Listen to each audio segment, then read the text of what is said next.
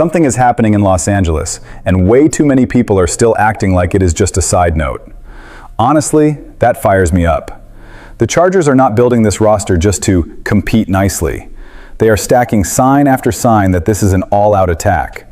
Mesidor is already on the defensive award radar. Day 3 picks are getting national respect.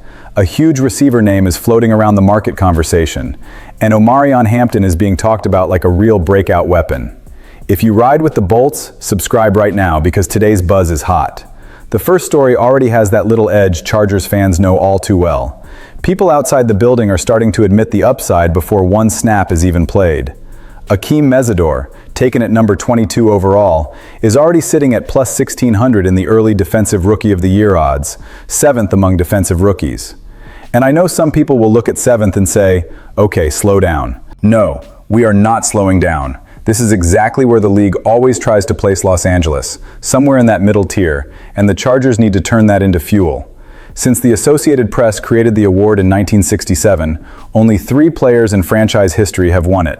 Leslie O'Neal in 1986, Sean Merriman in 2005, and Joey Bosa in 2016.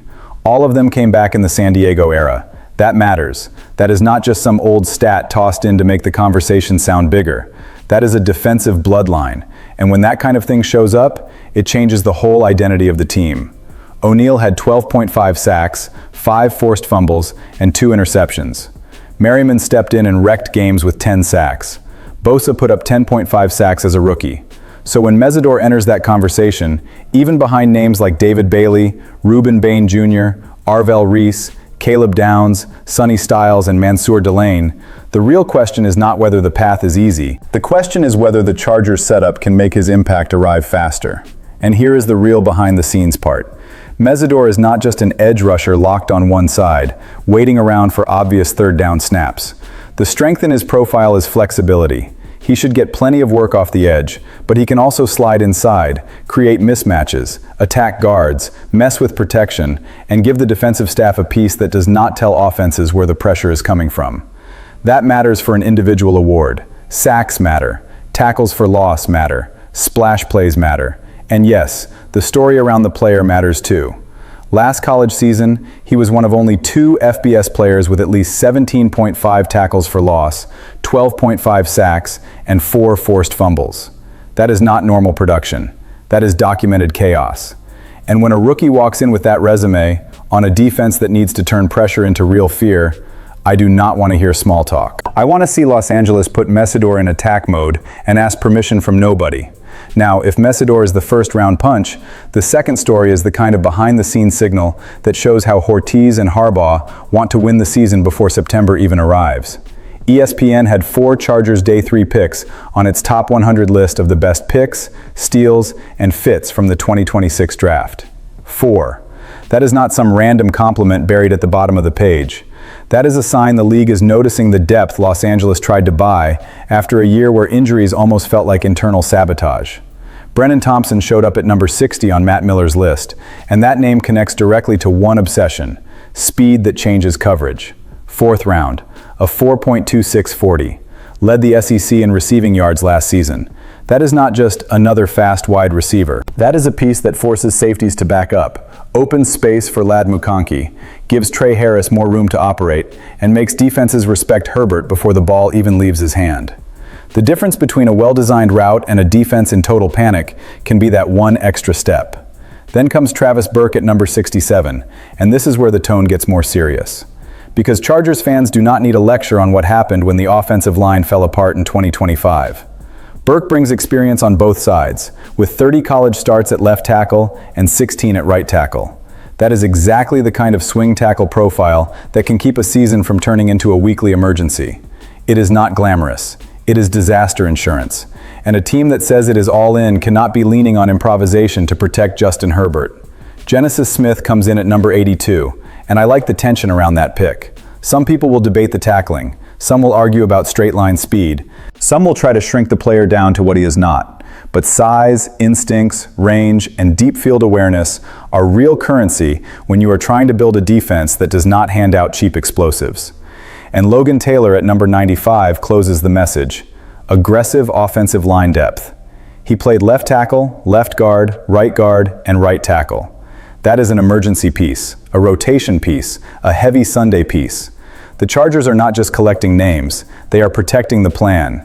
And when 4 day 3 picks get that kind of attention, the read is simple. Los Angeles may have found value where a lot of people had already turned off the broadcast. And now the conversation leaves the quiet roster build and walks into the room where franchises decide if they want to be aggressive or just interesting. A.J. Brown could end up being traded by the Eagles, and the loudest story around the league has been New England. But until the pen actually hits the paper, I am not buying the idea that anything is inevitable. The Chargers have to be on that call. They have to at least check the price, test Philadelphia's mood, and push into the conversation. Because when a receiver at that level can shake up the market, you do not just sit there staring through the window. The read is brutally simple. Jim Harbaugh has built a physical identity. Yes, he wants to run the ball, control the trenches, and turn games into a test of endurance. But Harbaugh was also a quarterback. He knows what changes when an offense has a true number one receiver who steps on the field and changes the math before the snap. A.J. Brown would not just be another weapon for Justin Herbert. He would be a statement. It would be Los Angeles telling the rest of the AFC, enough of asking Herbert to create miracles with no margin. Now we are putting real fear on the outside. And the behind-the-scenes fit that has me watching closely is Mike McDaniel.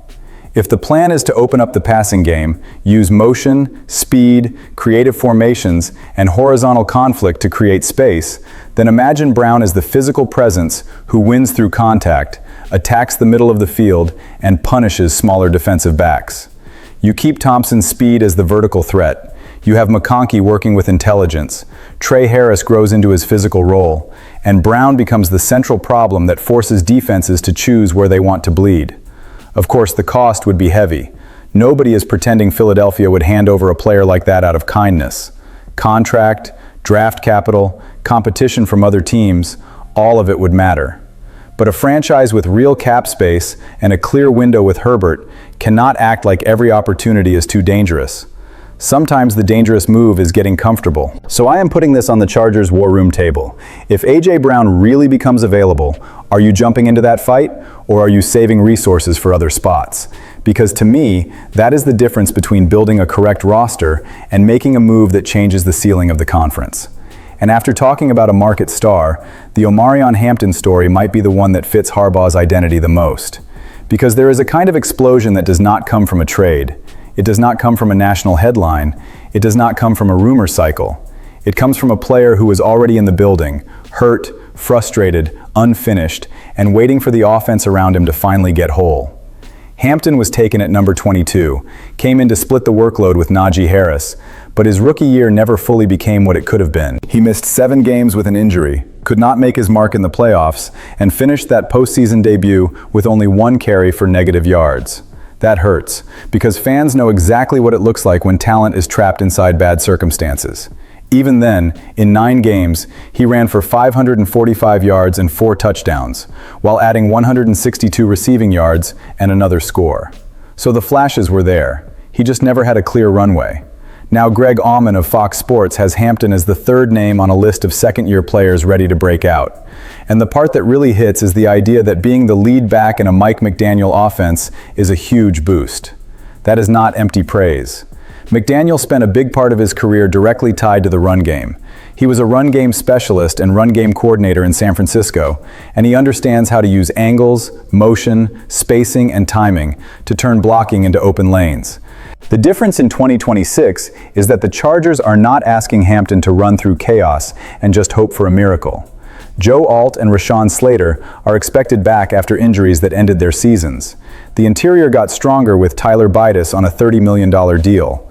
Cole Strange reunites with McDaniel after Miami, and the team added 4 offensive linemen in the draft to create more margin. That is the kind of behind-the-scenes work that can change a running back's life. If Hampton is healthy, 1,000 yards does not sound like fantasy. It sounds like the minimum expectation for an offense that wants to wear down defenses, protect Herbert, control the clock, and reach January with more than one way to win. That is when Los Angeles gets dangerous, when opponents do not know if they are going to get beaten by the quarterback's arm or by a back who finally has a real path in front of him. At the end of the day, the message is aggressive. The Chargers are trying to turn potential into a real threat. Mesidor could be the next defensive name in a rare franchise line. Day 3 of the draft showed depth, speed, and protection.